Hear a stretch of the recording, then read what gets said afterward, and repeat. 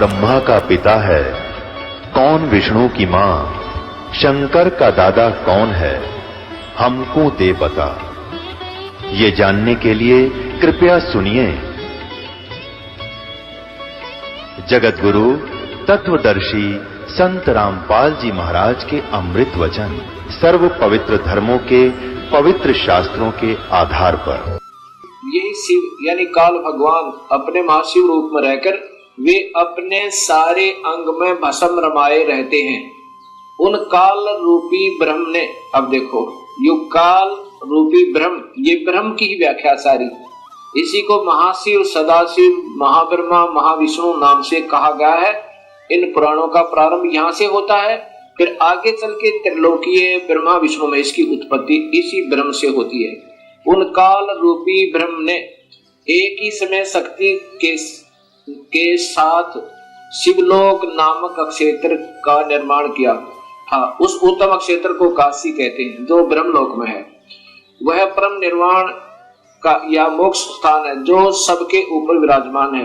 वे प्रिया प्रियतम रूप शक्ति और शिव जो परमानंद स्वरूप है उस मनोरम क्षेत्र में नित्य निवास करते हैं। ये ब्रह्म काल और या पार्वती यानी महापार्वती प्रकृति काशीपुरी परमानंद रूपणी है। मुने शिव और शिवा ने प्रलय काल में भी कभी उस क्षेत्र को अपने सानिध्य से मुक्त नहीं किया है, इसलिए विद्वान पुरुष उसे अभिमुक्त क्षेत्र के नाम से जानते हैं। इसलिए पिनाकधारी शिव ने पहले उसका नाम आनंद रखा था, उसके बाद वह अभिमुक्त नाम से प्रसिद्ध हुआ। देवर से एक समय उस आनंद वन में रमण करते हुए यानी पति पत्नी का व्यवहार करते हुए शिवा और शिव के शिवा यानी प्रकृति देवी और शिव ये काल भगवान के मन में यह इच्छा हुई कि किसी दूसरे पुरुष की सृष्टि करनी चाहिए, जिस पर यह सृष्टि संचालन का महान भार रखकर हम दोनों केवल काशी में रहकर इच्छा अनुसार विचरें और निर्वाण धारण करें। वही पुरुष हमारे अनुग्रह से सदा सबकी सृष्टि करे, पालन करे और वही अंत में सबका संहार करे। अब आगे देखिए, ऐसा निश्चय करके शक्ति सहित सर्वप्रिय परमेश्वर शिव ने अपने वाम भाग के 10वें अंग पर अमृत मल दिया। ये इन्होंने अपने हिसाब से गलत कर दिया, जबकि संस्कृत सहित अभी आपको दिखाया था, इसलिए डबल डबल दिखानी पड़ रही मुझे। अब यहाँ 10वें अंश का अंग का अर्थ है योनि में, अर्थात पत्नी पति के रूप में बीज स्थापना किया और फिर उससे पुरुष प्रकट हुआ। उसका नाम क्या रखा, ये आप देखिए, उसका नाम विष्णु रखा। उसने अपना नाम पूछा तो महेश्वर भगवान शंकर हंसते हुए कहे कि तुम्हारा नाम ये देखो। शिव ने कहा कि वत्स बेटा, आप व्यापक होने के कारण तुम्हारा विष्णु नाम विख्यात होगा। ये काल कहता है विष्णु को बेटा, वत्स माने बेटा, तेरा नाम विष्णु होगा। अब 7वां अध्याय देखो, ये 6ठा अध्याय समाप्त हुआ। अब ये 7वां अध्याय देखिएगा। ब्रह्मा जी कहते हैं कि देवर से उसके बाद मुझे भी काल ने ही ब्रह्म ने ही उत्पन्न किया, ये स्पष्ट है। सदाशिव ने पूर्ववत अर्थात जैसे विष्णु को उत्पन्न किया वैसे यत्न करके मुझे परमेश्वर ने सांब यानी पार्वती, प्रकृति देवी और सदाशिव दोनों ने पहले की तरह जैसे विष्णु उत्पन्न किया पति पत्नी के रूप से, मुझे अपने दाहिने अंग से उत्पन्न किया। मुने उन महेश्वर ने मुझे तुरंत ही अपनी माया से मोहित करके नारायण देव के नाभि कमल में डाल दिया। ब्रह्मा ने बेरा ही नहीं, अब बता इसने के विराकोण से नारायण की नाभि में था। ये विष्णु महाविष्णु रूप में स्वयं काल ही है और यही इनका पिता है। तो ब्रह्मा की उत्पत्ति शिव से और विष्णु की उत्पत्ति शिव से, ये शिव पुराण सिद्ध करती है। इसी गीता प्रेस गोरखपुर से प्रकाशित शिव महापुराण में आप देखिएगा, तीनों ब्रह्मा विष्णु महेश को गुण युक्त बताया है। ये 10वां अध्याय, ये देखिएगा। ये 9वां अध्याय समाप्त हुआ और ये 10वां अध्याय प्रारंभ हुआ। परमेश्वर शिव बोले, उत्तम व्रत का पालन करने वाले हरे विष्णु को आदेश दे रहे हैं, अब तुम मेरी दूसरी आज्ञा सुनो। ये काल है महाशिव, अब तुम मेरी दूसरी आज्ञा सुनो, उसका पालन करने से तुम सदा समस्त लोकों में माननीय और पूजनीय बने रहोगे। ब्रह्मा जी के द्वारा रचे गए लोक में जब कोई दुख या संकट उत्पन्न होगा तब उन संपूर्ण दुखों का नाश करने के लिए सदा तत्पर रहना। तुम्हारे संपूर्ण दुस्सह कार्यों में मैं तुम्हारी सहायता करूंगा। अर्थात शिव विष्णु संपूर्ण शक्तिशाली नहीं है, ये काल कहता है कि मैं तुम्हारी मदद करूंगा। तुम्हारे जो दुर्जय अत्यंत उत्कृष्ट शत्रु होंगे उन सबको मैं मार गिराऊंगा। अर्थात विष्णु भी संपूर्ण शक्ति युक्त नहीं है, शिव जी उनको आदेश दे रहा है, तुम नाना प्रकार के अवतार धारण करके लोक में अपनी उत्तम कीर्ति का विस्तार करो, सबके उद्धार के लिए तत्पर रहो। तुम रुद्र के ध्येय हो और रुद्र तुम्हारे ध्येय है, अर्थात तुम तीनों मिलकर काम करो। तुम में और रुद्र में कुछ भी अंतर नहीं है, अर्थात दो तो है ही है, एक रुद्र है एक विष्णु है। अब देखो रुद्र आ गया ना, शिव, ये शिव है और ये विष्णु है, जिसको दोनों का आदेश दिया है। जो मनुष्य रुद्र का रूप भक्त होकर तुम्हारी निंदा करेगा उसका सारा सद्गुण और उसका सारा पुण्य तत्काल भस्म हो जाएगा। पुरुषोत्तम विष्णु तुमसे द्वेष करने वाला मेरी इच्छा से ही, मतलब अब मैं आपको बताता हूं, मेरी आज्ञा से उसको नरक में गिरना पड़ेगा। अब 9वें अध्याय में फिर देखिएगा, ये 9वें अध्याय का यहां देखना। और संहार करने वाले रज आदि त्रिविध गुणों द्वारा ब्रह्मा विष्णु और रुद्र ने नाम से प्रसिद्ध हो 3 रूपों में पृथक पृथक प्रकट होता हूं। ये काल भी तीनों गुणों रज महाब्रह्मा महाविष्णु महाशिव रूप में रहता है, साक्षात शिव गुणों से भिन्न है, वे प्रकृति और पुरुष से भी परे हैं, अद्वितीय नित्य अनंत पूर्ण निरंजन परब्रह्म परमात्मा है। ये काल तीनों लोकों का पालन करने वाले श्री हरि भीतर तमोगुण और बाहर सतोगुण धारण करते हैं। त्रिलोकी का संहार करने वाले रुद्र भीतर सतोगुण और बाहर से तमोगुण धारण करते हैं, तथा त्रिभुवन की सृष्टि करने वाले ब्रह्मा जी बाहर और भीतर से रजोगुण ही है। अब ध्यान से देखो, इस प्रकार ब्रह्मा विष्णु और रुद्र माने शिव, शंकर, ये त्रिलोकीय ब्रह्मा विष्णु महेश, इन तीनों देवताओं में गुण है। रजगुण ब्रह्मा है, सतगुण विष्णु है, तमगुण शिव जी। दिखाया ना कि शिव अंदर से तो सतगुण दिखा है भगवान जैसा, लेकिन वास्तव में उसका परम गुण तमोगुण है शिव का। अब इस प्रकार इन तीनों में गुण बताए हैं, रजगुण ब्रह्मा, सतगुण विष्णु, तमगुण शिव जी, इन तीनों देवताओं में गुण है। अब देखो चौथा कौन रह गया फिर वो, अब चौथा जो शिव की महिमा गाई जा रही है वो कौन है, वो काल है, और ये तीनों यह नारे लिख दिए। अब इस प्रकार ये सब ज्ञान आपके समझ में आएगा। अब आपको दिखाता हूं, देवी भागवत महापुराण संस्कृत सहित है मेरे पास, और साथ में फिर दिखाऊंगा ये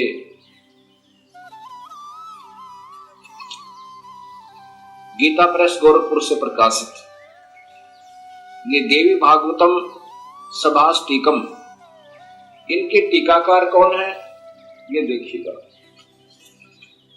और ये कहां से प्रकाशित है। अथ देवी भागवतम भाषा सभास टीकम महात्म, ये है खेमराज श्री कृष्णदास प्रकाशन बंबई, ये यहां से प्रकाशित है। इसके तीसरे स्कंद में, तृतीय स्कंद में आप देखेंगे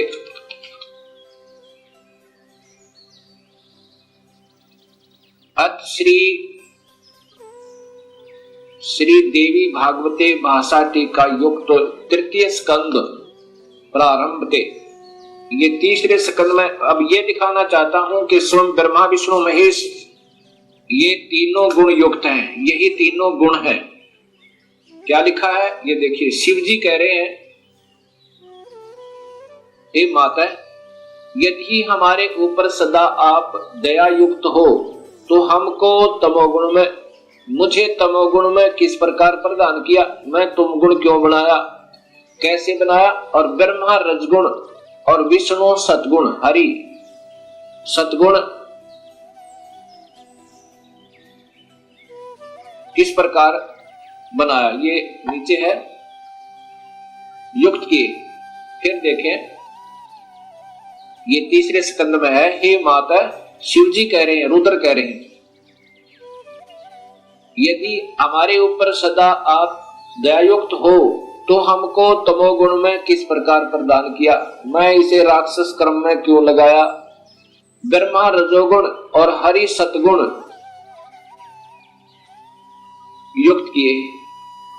अब बताओ, अब देखो तुम्हारे तीनों गुण सर्जन पालन संहार स्थित हैं, यही काल का जाल है और इस माया से इसको अपने पुत्रों को भी भ्रमित रखता है।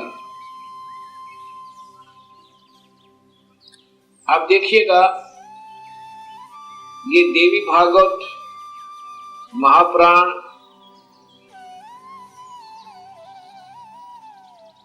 गीता प्रेस गोरखपुर से प्रकाशित, क्योंकि ज्यादातर भक्तात्मा इसी को पसंद करते हैं।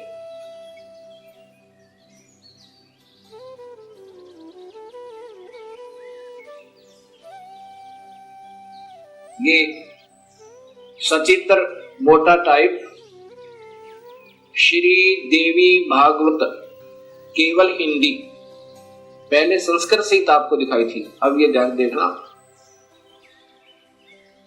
गीता प्रेस गोरखपुर से प्रकाशित, और इनके टीकाकार कौन है ये आप देखिएगा।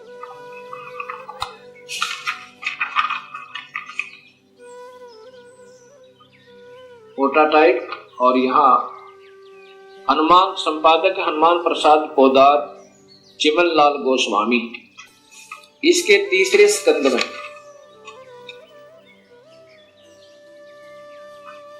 ये देखिएगा,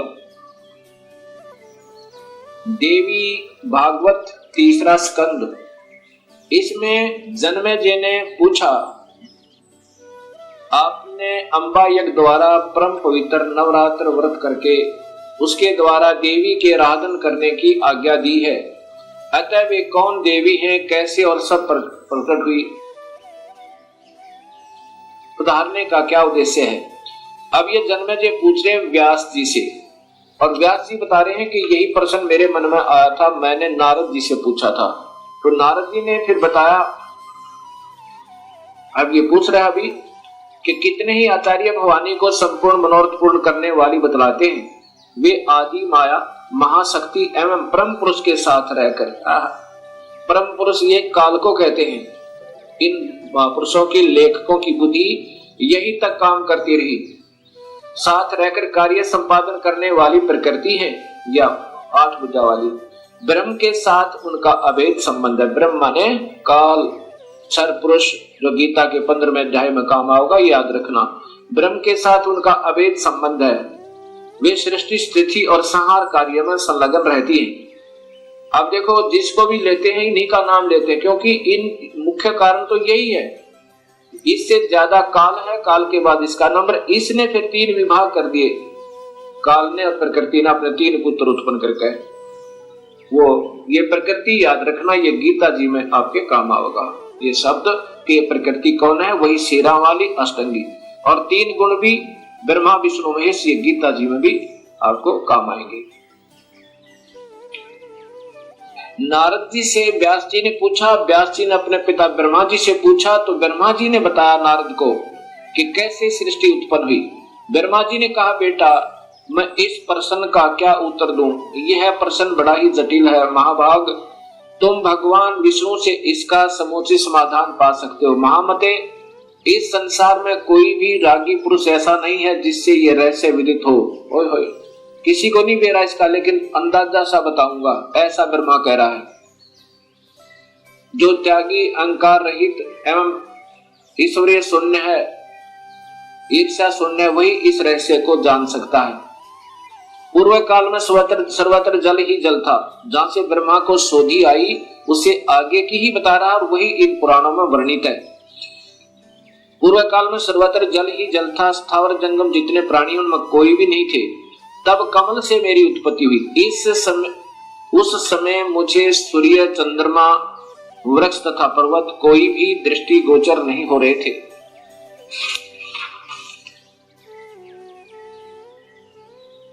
दिखाई पड़े। मैं कमल की कणिका पर बैठकर विचार करने लगा, इस अगाध जल में मैं कैसे उत्पन्न हो गया, कौन मेरा रक्षक है तथा इस प्रलय काल में सृष्टि अनुसंहार करने वाले कौन विशिष्ट पुरुष हैं। कहीं भी स्पष्ट रूप से भूमि भी नहीं दिखती जिस पर यह जल टिका हुआ है। यह कमल कैसे उत्पन्न हुआ, रूढ़ एवं यौगिक दोनों अर्थों में कोई इसका कारण होने ही चाहिए। यौगिक अर्थ होने पर इसका मूल कारण पतंग होता है, पंख। तो अब देखूं वह पंख है कहाँ है, वह इस मूल कारण मतलब ये नीचे घूमता रहा, 1000 वर्ष तक पृथ्वी का अन्वेषण करता रहा। इस पर भी मुझे इस जल का कहीं और छोर नहीं मिला। इतने में आकाशवाणी हुई, तप करो तप करो। तब मैंने तपस्या प्रारंभ कर दी। ये ब्रह्मा बता रहा है। कमल पर बैठे ही 1000 वर्ष तक मैं तप करता रहा। फिर उसी समय सृष्टि करो ऐसी आकाशवाणी सुनाई पड़ी। उसे सुनकर मैं बड़े आश्चर्य में पड़ गया। सोचा कि किसकी सृष्टि करूं अथवा मेरा क्या कर्तव्य है। उसी समय मधु और कैटभ नाम के 2 भयंकर दानव आए। अब यहां देखना भक्तात्माओं, आए वे उस महावरण में मुझसे युद्ध करने की इच्छा प्रकट करने लगे। मैं उनसे भयभीत हो उठा। तब कमल का डंठल पकड़कर जल में उतरा। वहां मुझे एक परम अद्भुत पुरुष के दर्शन मिले। उनका श्री विग्रह मेघ के समान श्याम था। वे पीतंबर पहने थे, 4 भुजाएं थी, शेष नाग की सैया पर सोए पड़े थे। सोए का मतलब बेहोश थे, अचेत थे विष्णु जी। उन जगत प्रभु के गले को वनमाला सुशोभित कर रही थी। शंख, चक्र, गदा, पद्म इन 4 अवधों से अनुपम शोभा पा रहे थे। ऐसे से भगवान विष्णु का मुझे दर्शन हुआ। वे योग निद्रा से वशीभूत होकर गाढ़ी नींद में सोए हुए थे। ये बेहोश कर रखे थे काल ने विष्णु जी को। उनकी अच्छा यहां देखना, मैंने उनका सत्वन किया देवी का। तब वे कल्याणमयी भगवती विष्णु के विग्रह से निकलकर, विष्णु के शरीर से निकलकर आकाश में विराजमान होगी। ये सभी प्रमाण शास्त्रों में पूर्व प्रमाणित हैं और विद्यमान है। स्पष्ट लिखा है कि ब्रह्मा को नहीं मालूम मैं कहां से उत्पन्न हुआ, तुक्के मार रहा है आगे के, वो कौन है, वो श्री हरि है, फलाना है। अब जो अपनी स्थिति बता रहा है कि मैं कमल के फूल पर सचेत हुआ, मुझे नहीं मालूम मैं कहां से आया। फिर मधु और कैटभ नाम के 2 राक्षस आए। पहले 1000 वर्ष तक तो खोज की उस कमल के डंठल की, ये कहां टिका हुआ, कहीं नहीं पाया। अब अगर इस विष्णु के नाभि से कमल होता, विष्णु की नाभि से कमल नहीं था, वो विष्णु काल है, उसने अपनी नाभि से कमल बनाया हुआ था। और फिर इतने में मधु कैटभ आए, उनके डर के मारा ये नीचे उतरा। आगे विष्णु अचेत पड़ा था शेष सैया पे, शेष नाग के ऊपर बेहोश पड़े थे। उसमें से एक शक्ति निकली और उसके बाद ये होश में आया और फिर मधु कैटभ के साथ इनका युद्ध हुआ। 5000 वर्ष तक तो ये लड़ते रहे और मधु कैटभ को नहीं मार पाए। जब योग निद्रा भगवान विष्णु के शरीर से अलग होकर, योग निद्रा के ये तो बेहोशी शक्ति एक इनके अंदर डाल रखी थी, आकाश में विराजने लगी, तब तुरंत ही श्री हरि उठ बैठे, ये विष्णु जी उठ बैठे। उन्होंने मधु और कैटभ के साथ 5000 वर्ष तक बड़ी घमासान लड़ाई हुई। तब वे दैत्य मरे। कैसे मरे? पहले देवी के कटाक्ष से मधु और कैटभ मोहित हो गए थे। उसके बाद भगवान विष्णु ने गोद में लिटाकर उन्हें प्राणों से रहित कर दिया।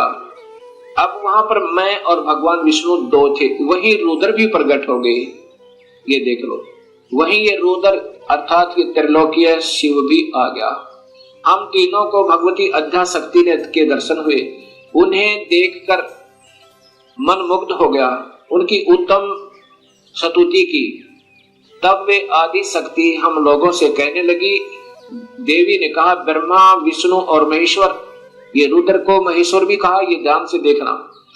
तुम भली भांति सावधान होकर अपने अपने कार्य में संलग्न हो जाओ। सृष्टि स्थिति और संहार ये तुम्हारे कार्य हैं। इन महान पराक्रमी दैत्यों का निधन हो जाने पर अब तुम्हें अपना स्थान बनाकर शांतिपूर्वक निवास करना चाहिए।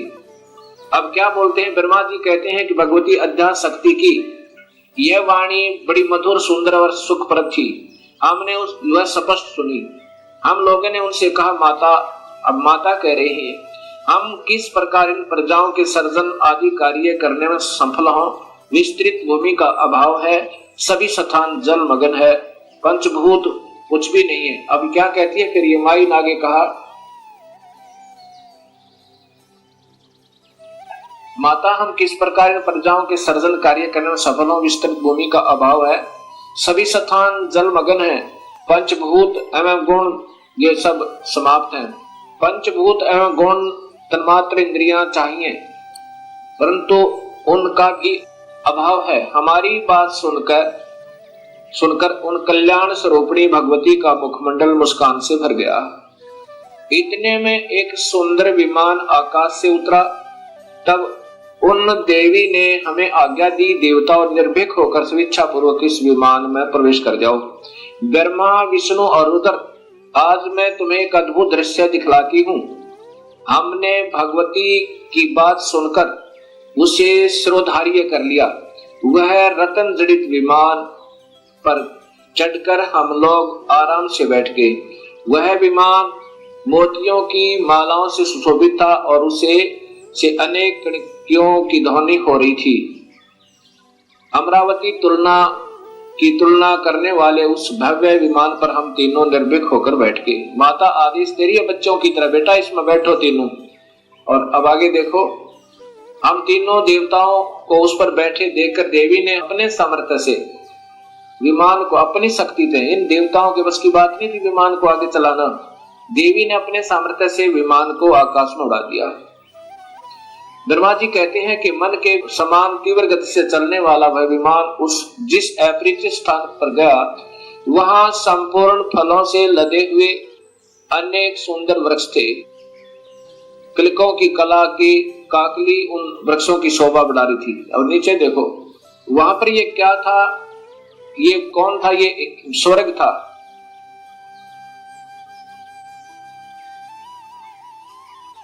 अक्षण भर के बाद वह दूसरे सुंदर प्रदेश में पहुंच गया। वहां हमने देखा अनुपम नंदन वन, पराजित सघन छा। ये कौन थी, ये सैकड़ों योग सुगंधर्व आदि ये सब। ये देखा तो वहां महाभाग इंद्र भी थे। ये महास्वर्ग ब्रह्मलोक में काल ने एक और बना रखा है, उसको ये ओम नाम के जाप करने वाले योगी इस महास्वर्ग में पहुंच जाते हैं। इस देवी भागवत महापुराण को आगे समझने से पहले हमने इस ब्रह्मांड का चित्र देखना होगा। इसके बाद आपके तुरंत समझ में आएगा। ये एक ब्रह्मांड का चित्र आप देखिएगा। ये स्थान है ब्रह्मलोक। ये जो स्थान है ये ब्रह्मलोक कहलाता है। ये एक ब्रह्मांड है।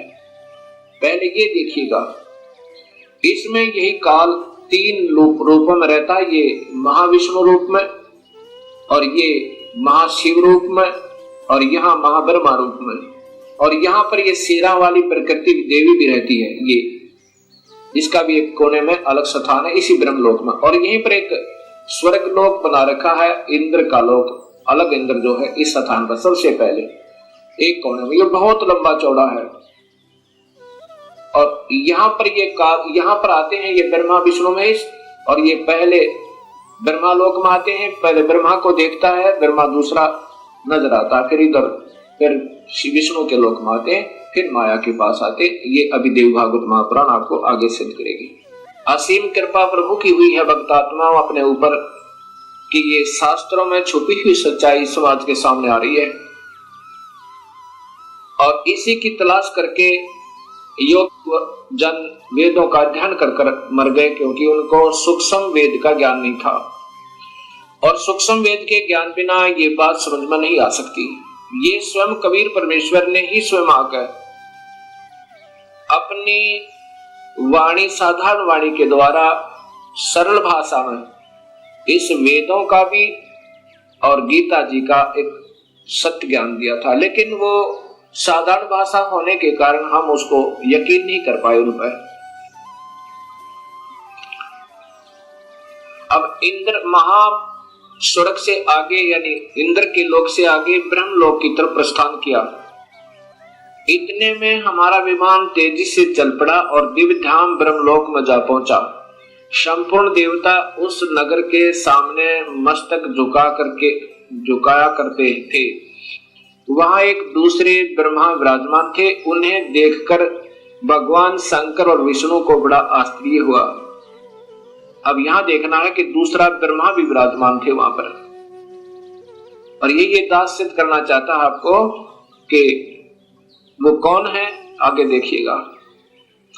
इतने में मन के समान तीव्र गति से वह विमान तुरंत वहां से चल पड़ा और कैलाश के सुर में शिखर पर पहुंचा। वहां क्या देखा कि हमने विमान के पहुंचते एक भव्य भवन से त्रिनेत्र धारी भगवान शंकर निकले। एक शंकर और निकला। वे नंदी वृषभ पर बैठे थे। उनके 5 मुख थे और 10 भुजाएं थी। मस्तक पर चंद्रमा आदि थे। उसके बाद आगे देखो, अक्षण भर के बाद वही विमान उस शिखर से विपौन के समान तेज चाल से उड़ा और बैकुंठ लोक में पहुंचा। उसी ब्रह्म लोक में एक विष्णु लोक बना रखा काल ने। ये देखो नीचे कि वहां पर कमल लोचन श्री हरि विराजमान थे। कमल लोचन श्री हरि विराजमान थे, अर्थात एक विष्णु और वहां पर था। अब ये तीनों देवता विमान में बैठे हुए जा रहे हैं और दूर से देख रहे हैं, एक ब्रह्मा और है, एक विष्णु और है, एक शिव और है। उसके बाद कहते हैं कि ब्रह्मा जी बता रहे हैं कि हमारा विमान बहुत तेज गति से चला और कहां पहुंचा, जहां पर एक बहुत सुंदर औरत बैठी थी और उसको देख करके हमने सोचा कि ये कौन है, ये देवी कौन है।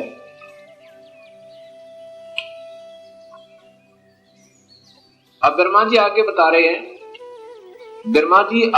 हैं कि इतने में पवन से बातें करता हुआ वह विमान तुरंत उड़ गया।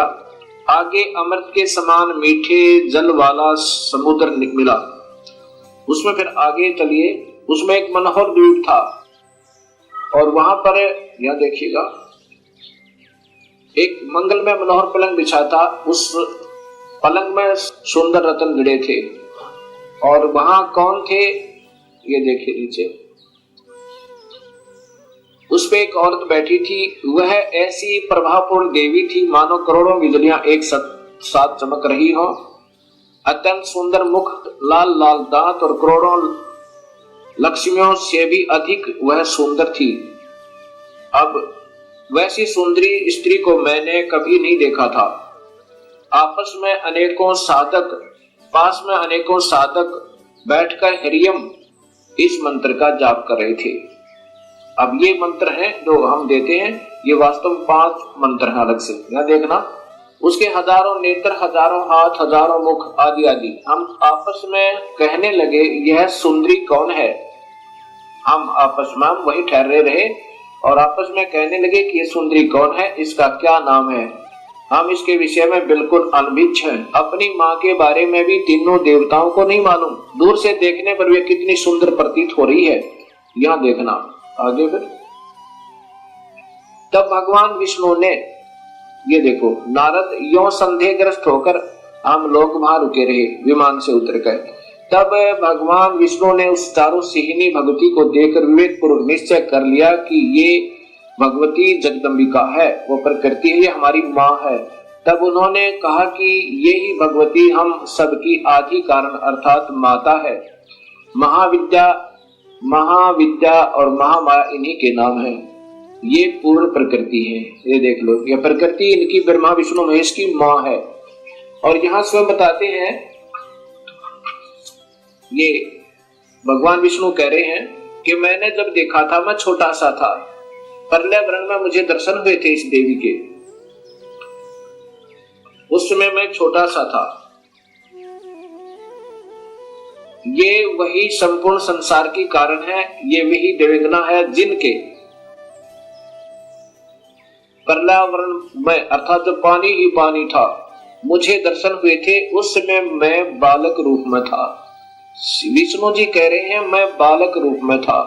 ये वही देवी भागवत महापुराण गीता प्रेस गोरखपुर से प्रकाशित है।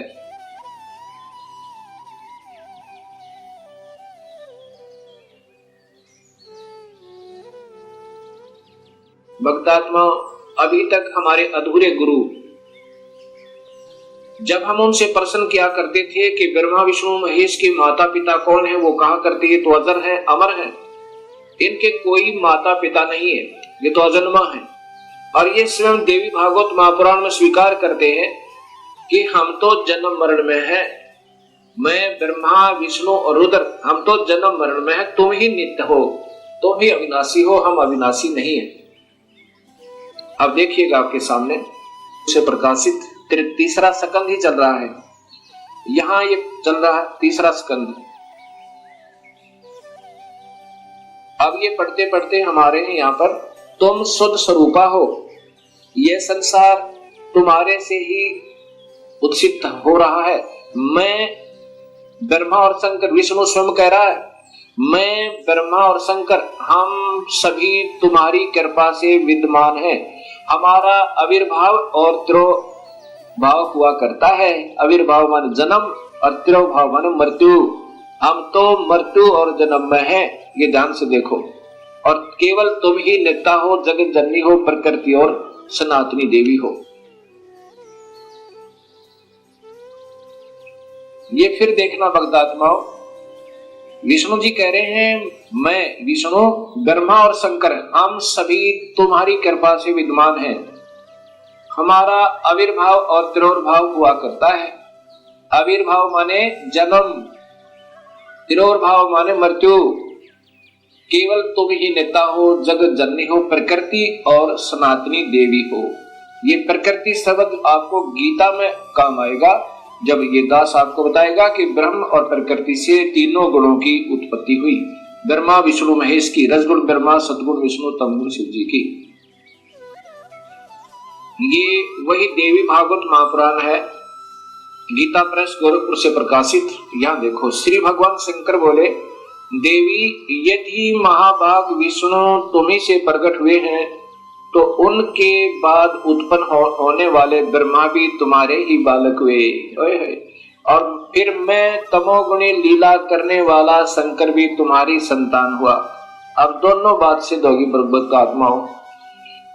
विष्णु भी प्रकृति से उत्पन्न हुआ, ब्रह्मा भी, और शिव ये तमोगुण शिव। अब वहां देखना, रजगुण ब्रह्मा, सदगुण विष्णु, तमगुण शिव जी बताएगा दास आपको। मैं तमोगुण लीला करने वाला शंकर भी तुम्हारी संतान हुआ, अर्थात मुझे भी उत्पन्न करने वाली तुम ही हो। अब ये ध्यान से पढ़ो भक्तात्मा, ये वही देवी भागवत महापुराण गीता प्रेस गोरखपुर से प्रकाशित।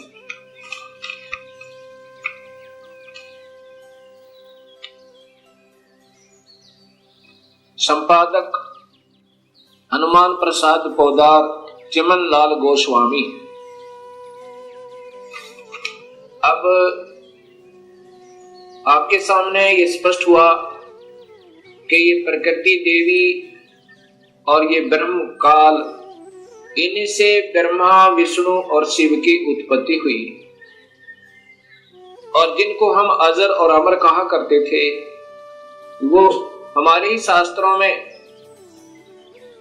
प्रमाणित है कि ये अनित्य है, ये तो नाशवान और जन्म और मरण के अंदर है। अब इन बातों का ज्ञान होने से ही हमें स्पष्ट ज्ञान होगा कि पूर्ण परमात्मा कौन है। अब उसके बाद क्या होता है, काल ने ब्रह्म ने कहा था कि जब ये बच्चे सियाने हो जाएं, इन तीनों को सागर मंथन पर भेज देना और वहां पर जो वस्तु निकले इनको देना। सबसे पहले अब देवी ने क्या किया कि तुम तीनों अब विमान पर बैठो और जाओ अपने अपने स्थान पर, ये विमान तुम्हें वहां छोड़ देगा। ब्रह्मा को ब्रह्मालोक में, जैसा भी आपने ब्रह्मांड का चित्र देखा था, अलग से ब्रह्मालोक, विष्णुलोक, शिवलोक बने हुए हैं। इस ब्रह्मांड में ये पहले ही रचित है और इनको ऐसे ही एक बहुत लंबे चौड़े समुद्र पर, जल के समुद्र पर वहां अपनी शक्ति से रखा हुआ था। किनको? ब्रह्मा, विष्णु, महेश को। तब ये तीनों अपने अपने लोक में पहुंचे। फिर आदेश हुआ प्रकृति देवी का कि तुम तीनों अब सागर मंथन करो। तीनों ने मिलकर सागर मंथन किया।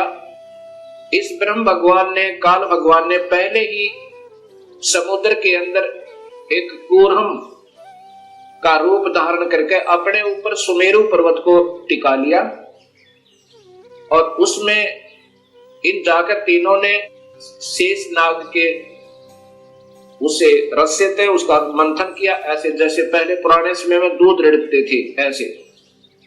उसमें से वेद निकले। वेदों को ब्रह्मा ने पढ़ा और वेदों में पाया कि पूर्ण परमात्मा कोई और है जिसने सृष्टि रची हुई है, वही जग का करता है, उसकी उपासना करनी चाहिए, वो आकार में है। उससे पहले ये तीनों बालक अपनी मां से पूछा करते थे कि मां हमारा पिता कौन है। तब ये प्रकृति देवी कहा करती थी कि तुम्हारा कोई पिता नहीं, कोई तुम्हारी मां नहीं, मैं ही तुम्हारा पिता और मैं ही तुम्हारी मां हूं।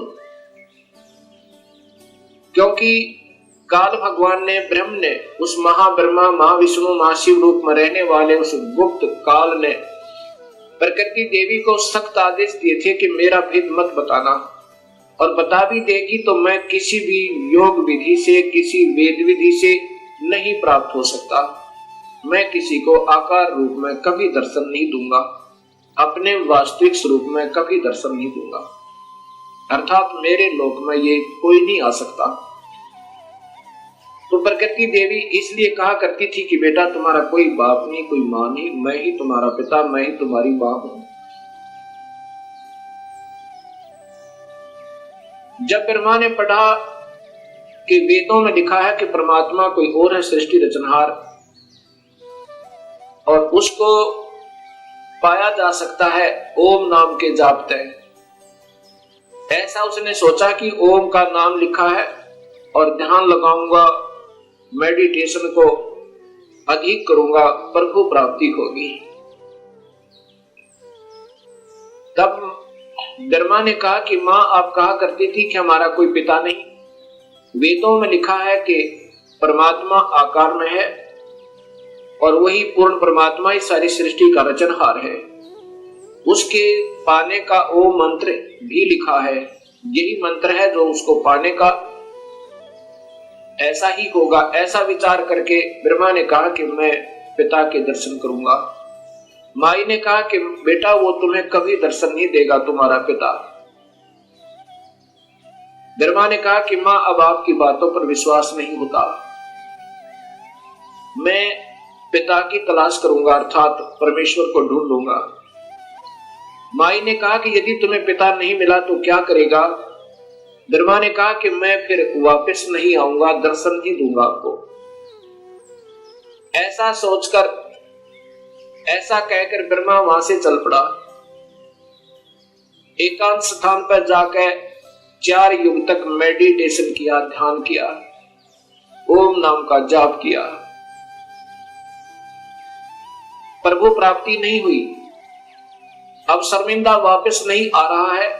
तब आकाशवाणी काल ने की प्रकृति देवी को कि सृष्टि प्रारंभ करो, जीवों की उत्पत्ति करो। तब प्रकृति देवी ने कहा कि तेरा जेठा बेटा, ज्येष्ठ पुत्र ब्रह्मा आपकी तलाश में हट करके गया हुआ है। तब निरंजन ने कहा कि मैं कभी किसी को किसी भी वेद विधि वर्णित विधि से कोई दर्शन नहीं दूंगा, मेरी प्राप्ति नहीं हो सकती, उसको वापस बुलाओ। तब प्रकृति देवी ने अपनी शब्द शक्ति से एक लड़की उत्पन्न की, उसका नाम गायत्री रखा और कहा बेटी जा ब्रह्मा को समाधि से उठा कर ला, उसको कहना कि तेरे बिना सृष्टि रचना अधूरी है और आप वापस चलिए। अब वो गायत्री देवी जब वहां पहुंची ब्रह्मा के पास, ब्रह्मा के चरण छुए, ब्रह्मा का ध्यान भंग हुआ। तब उसने देखा कि सामने एक लड़की खड़ी है। ब्रह्मा गुस्से में आकर कहता है कि तूने मेरा तप भंग कर दिया, तू कौन पापचारिणी आ गई, मैं तुझे श्राप देता हूं। तब उस गायत्री ने कहा कि पहले मेरी बात सुन लो और फिर मेरा दोष हो तो मुझे श्राप देना। मुझे मां ने भेजा है आपको लिवा लाने के लिए, आपके बिना सृष्टि रचना प्रारंभ नहीं हो रही, जीवों की उत्पत्ति नहीं हो रही और आप वापस चलिए। तब ब्रह्मा जी ने कहा कि गायत्री कैसे चलूं मैं, मां के पास मुझे शर्म लगती है, पिता के दर्शन हुए नहीं और मैं कहकर आया था कि मां यदि पिता के दर्शन नहीं हुए तो मैं वापस नहीं आऊंगा, दर्शन दूंगा। ब्रह्मा ने कहा गायत्री से कि यदि तू मेरी झूठी गवाही देवे तो मैं चलूं कि पिता के दर्शन अर्थात प्रभु की प्राप्ति हो गई। गायत्री ने कहा कि एक और गवाह तैयार करते हैं। गायत्री ने अपनी सब शक्ति से एक और लड़की उत्पन्न की, उसका नाम कौपवती रखा। दोनों ने ब्रह्मा की झूठी गवाही देने की स्वीकृति दे दी। तीनों के तीनों माता के पास प्रकृति देवी के पास आ गए। प्रकृति देवी ने पूछा कि ब्रह्मा तुझे पिता के दर्शन हुए? ब्रह्मा ने कहा हाँ मां मुझे पिता के दर्शन हुए। तो देवी ने पूछा कैसे प्रमाणित हुआ है? ब्रह्मा ने कहा कि दोनों से पूछ लो, इनके सामने मुझे दर्शन देकर के पिताजी गए हैं। तब उन दोनों से पूछा, प्रकृति देवी ने, गायत्री और कौपवती ने स्वीकृति दी और कहा कि हाँ हमारे सामने ब्रह्मा को दर्शन दिए, पिता ने दर्शन दिए, बड़ा तेजो में शरीर था, ऐसे तुक्के मारे। तब प्रकृति देवी के मन में ये आया कि ये काल दोगला है, ये ब्रह्म तो दोगली बात कर रहा है, मेरे को कहता है मैं कभी किसी को दर्शन नहीं दूंगा, मैं कभी व्यक्त रूप में प्रकट नहीं होऊंगा और गुप्त रूप में सर्व कार्य करता रहूंगा, और इनको दर्शन दे दिए। ऐसा सोचकर अक्षुब्ध होकर नाराज होकर दूर जा बैठी और कहती है कि मैं नहीं तेरे इस कार्य को कर सकती, संभाल अपने डमडमे ने, मुझे कुछ कहता है और इनको दर्शन दे दिए। तब आकाशवाणी काल भगवान ने क्षर पुरुष ने की कि प्रकृति देवी ये झूठ बोल रहे हैं, मैंने कोई दर्शन नहीं दिया। तब वो करड़ी होकर गुस्से में होकर और आई और कहा कि नादानो तुम झूठ बोल रहे हो, आकाशवाणी हुई है परमात्मा की, वो कहता है कि मैंने कोई दर्शन नहीं दिए। तब वो हंसने लगे और ब्रह्मा ने कहा कि मां मुझे शर्म आ रही थी आपके पास आने में, क्योंकि पिता के दर्शन हुए नहीं थे और मैं उस समय ये कहकर गया था कि मैं आऊंगा नहीं यदि पिता के दर्शन नहीं हुए तो, इसलिए हमने ये झूठ बोलने की स्कीम बनाई।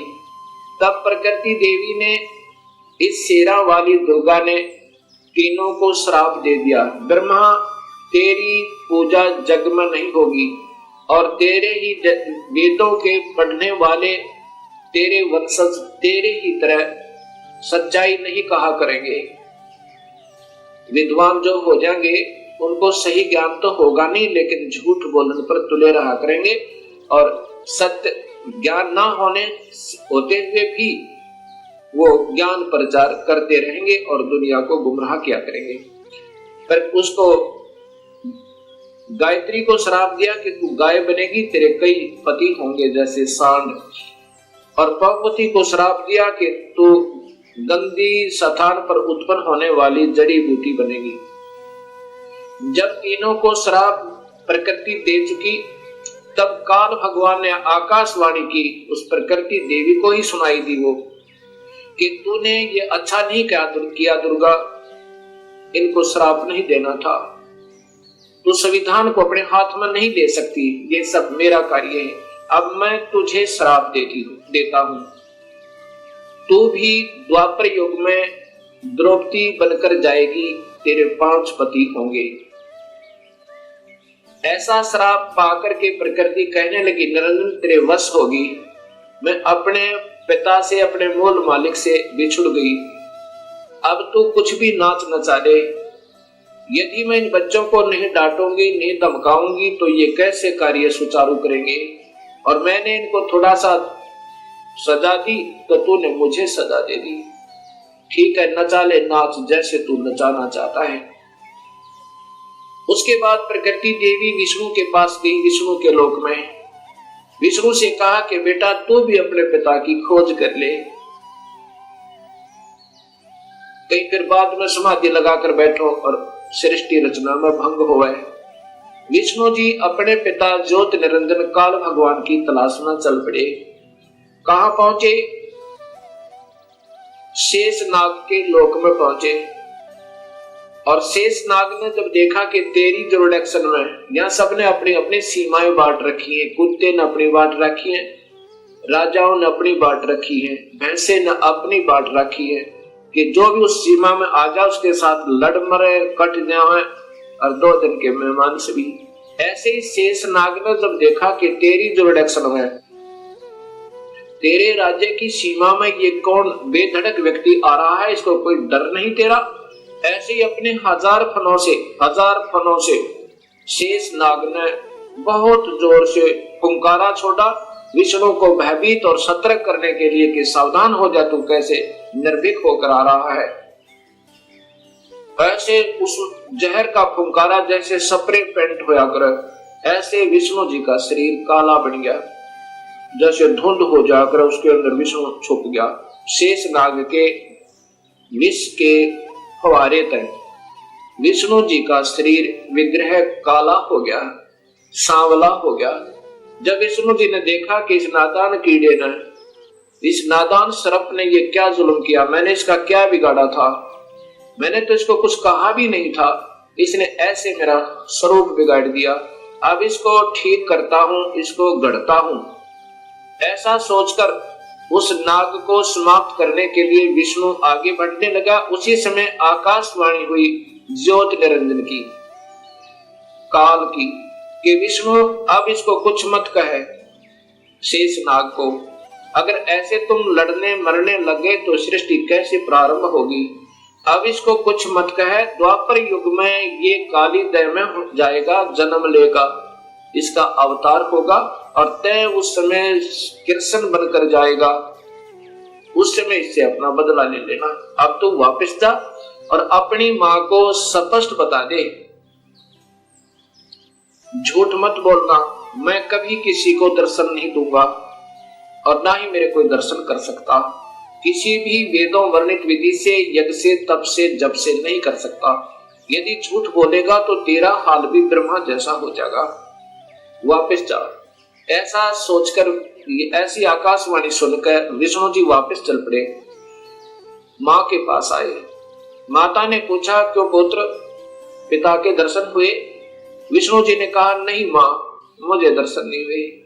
इस बात को सुनकर ये जगदंबिका दुर्गा बड़ी प्रसन्न हुई और विष्णु को सीने से लगाया और कहा, पुत्र तू सतवादी होगा और तुझे मैं यहाँ पालन पोषण और स्थिति का विभाग देती हूँ, और अब मैं तुझे अपनी कृपा से तेरे पिता के दर्शन कराती हूँ। देख शरीर में ध्यान लगाकर और पहुंच जा सहस्रार कमल में। सहस्रार कमल में जो ज्योत प्रकाश दिखाई दे रहा है वो 1000 ज्योतियां, बस ये तेरे पिता का स्वरूप है, ये ज्योत स्वरूपी निरंजन है। ऐसे इन सबको बहका रखा है। विष्णु जी अपने पिता के प्रकाश रूप में दर्शन करके बड़ा प्रसन्न हुआ। उस अंदर प्रकाश देख के, ये मेडिटेशन करने वाले अंतिम उपलब्धि केवल ज्योत बताते हैं, वो ज्योत स्वरूपी वही तो काल है, और उसी को देखकर सब प्रसन्न हो जाते हैं। उसके बाद यही माई शिव जी के पास गई, शंकर जी के पास गई।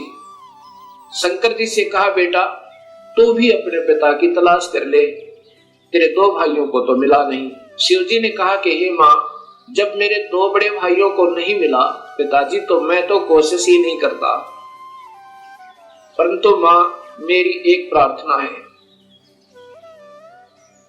तो माता ने कहा कि बोलो क्या चाहते हो? कि मुझे जन्म मरण रहित कर दे, मुझे अमर कर दे माँ, मैं तो यही मांगता हूं आपसे। तब माँ ने कहा, प्रकृति देवी दुर्गा ने कहा कि बेटा ये नहीं हो सकता, जो पैदा हुआ है इस 21 ब्रह्मांड में उसका जन्म होगा, जो जन्म हो गया उसकी मृत्यु होगी, जो पैदा हुआ उसकी मृत्यु होगी, और जो मर गया उसका पुनर्जन्म अवश्य होगा, चाहे किसी भी योनि में कर्म आधार पर हो जाए। अमर नहीं कर सकती। पुत्र में एक विधि बता सकती हूँ जिसके कारण तेरी आयु सबसे ज्यादा हो जाएगी। भगवान शिव ने कहा कि माँ ऐसी ही कृपा कर दो। तब देवी ने कहा कि पुत्र तू ज्यादातर मेडिटेशन करया करे, और मेडिटेशन करते करते अपने श्वासों को, प्राणों को 10वें द्वार पर स्थिर कर दिया कर, श्वास कम से कम आने दिया कर, और ठंडे क्षेत्र में रहा कर ताकि तेरा शरीर खराब ना होए। उसके बाद भगवान शिव ज्यादातर ध्यान समाधिस्थ रहते हैं और अपने श्वासों को रोक लेते हैं। श्वासों के आधार पर ही ये सब प्राणियों की आयु निर्धारित है। उसके बाद फिर इन तीनों से कहा कि तुम जाओ सागर मंथन करो। पहले माई ने कहा कि तुम मेरे से सृष्टि रचना करो, मुझे ही पत्नी बनाकर तुम तीनों यहाँ के सृष्टि रचना करो। तब इन तीनों ने कहा, हे माँ, माता नार पुत्र की होई, हे जननी ये कहाँ अगत होई। तब माँ ने कहा कि बेटा मैं तुम्हारी परीक्षा ले रही थी और ये देख रही थी तुम भी अपने पिता की तरह ही ऐसे हो या तुम्हारे अंदर कोई विवेक है। ठीक है, तुम जाओ फिर सागर मंथन करो। अब दूसरी बार फिर सागर मंथन किया। जब सागर मंथन किया उसमें 3 रूप माई नहीं अपने बनाए इस दुर्गा ने। ये सिद्धि होती है, एक सिद्धि वो चोलेदार है, चोले माने शरीर। 3 रूप बनाए और 3 लड़कियों के रूप में बाहर आई। वो तीनों के तीनों ब्रह्मा विष्णु महेश एक एक लड़की को लेकर के, तीनों लड़कियों को लेकर के माँ के पास आए। माता ने पूछा कि पहले कौन सी निकली थी? कि ये, उसका नाम सावित्री रखा, वो ब्रह्मा से ब्याह दी। दूसरी का नाम लक्ष्मी रखा, वो विष्णु से ब्याह दी। और तीसरी का नाम उमा रखा, वो शिव से शादी कर दी। और तीनों से कहा कि अपनी अपनी पत्नियों को लेकर अपने अपने लोक में जाओ और अब ये सृष्टि प्रारंभ करो। यहां से ये काल सृष्टि प्रारंभ हुई। अब इसी का प्रमाण आपको देवी भागवत महापुराण में देता हूं, तीनों की शादी का। अब देखिएगा, वही श्रीमद देवी भागवत महापुराण केवल हिंदी, गीता प्रेस गोरखपुर से प्रकाशित, और इसी का वही 3रा स्कंद चल रहा है। इसमें देखिएगा यहाँ पर इस प्रकार मुझसे आज्ञा देकर प्रसन्न वदना भगवती जगदम्बा ने भगवान विष्णु से कहा, विष्णु मन को मुग्ध करने वाली इस महालक्ष्मी को लेकर अब तुम भी पधारो। महालक्ष्मी से ब्याह कर दिया, यह सदा तुम्हारे वक्षस्थल में विराजमान रहेगी, इसमें किंचित मात्र संदेह नहीं। और फिर बताया कि तुम सतोगुण हो, तुम एक महान पुरुष हो, तुम्हारे पास सतोगुण की प्रधानता रहनी चाहिए, तुम अर्थात तुम सतोगुण हो। अब फिर आगे देखिए, ब्रह्मा जी कहते हैं, देवी ने कहा, शंकर मन को मुग्ध करने वाली महाकाली गौरी नाम से विख्यात ये उमा है, तुम इसे पत्नी रूप से स्वीकार करो। तीनों का ब्याह कर दिया। कैलाश की रचना करने के वहीं रहो। एक यहाँ नकली कैलाश और बना रखा है इस शिवलोक में। तुम्हारी लीला में तमोगुण की प्रधानता रहेगी, सतोगुण रजगुण गौण रहेंगे, ये गुप्त रहेंगे, वास्तव में तुम तमोगुण है। अच्छा, फिर आगे देखना, यहाँ फिर कहा ब्रह्मा जी बोले, कहते हैं कि इस प्रकार कहकर भगवती जगदम्बिका ने हमें विदा कर दिया।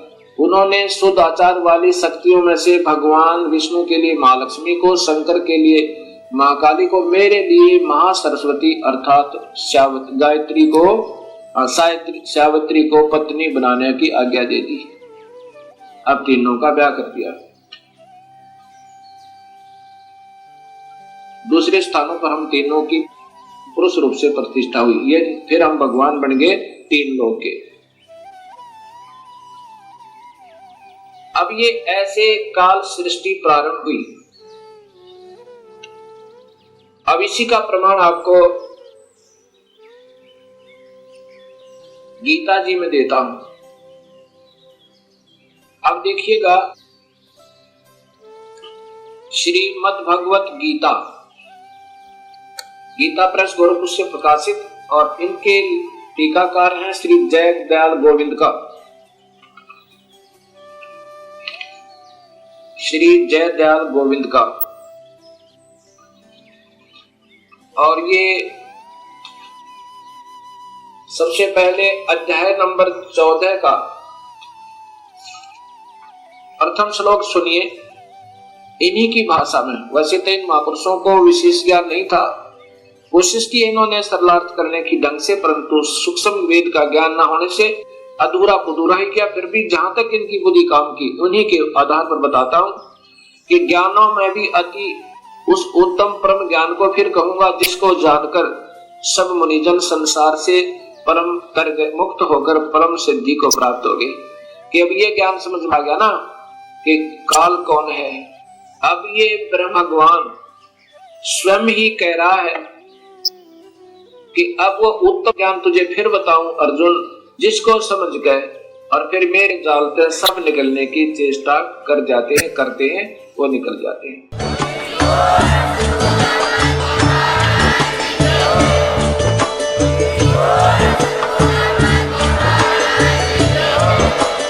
आप सुन रहे थे जगत गुरु तत्वदर्शी संत रामपाल जी महाराज जी के मंगल प्रवचन। अधिक जानकारी के लिए विजिट कीजिए हमारी वेबसाइट www.jagatgururampalji.org। संत रामपाल जी महाराज जी के शुभ आशीर्वाद से पूरे विश्व भर में 500 से भी ज्यादा नाम दीक्षा केंद्र हैं, जिन पर संत रामपाल जी महाराज जी द्वारा ऑनलाइन निशुल्क नाम दीक्षा दी जा रही है। अपने नजदीकी नाम दीक्षा केंद्र का पता करने के लिए संपर्क करें 8222880541।